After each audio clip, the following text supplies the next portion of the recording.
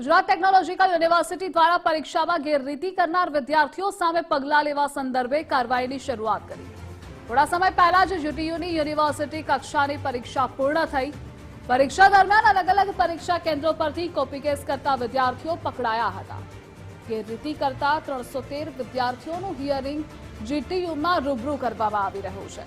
University કક્ષાની પરીક્ષામાં ચબરખી લાવવી, અન્યમાંથી જોઈ પેપર લખવું, ચાલુ પરીક્ષા દરમિયાન મોબાઈલ સાથે પકડાઈ જવું, ઉપરાંત વર્ગખંડ નિરીક્ષક સાથે ચાલુ પરીક્ષા દરમિયાન ગેરવર્તન કરવું, ઉત્તરવહી સાથે છેડા કરવા વગેરે જેવી બાબતે વિદ્યાર્થીઓ સામે શિષ્ટતા ભંગ બદલ કોપી કેસ કરવામાં આવે છે।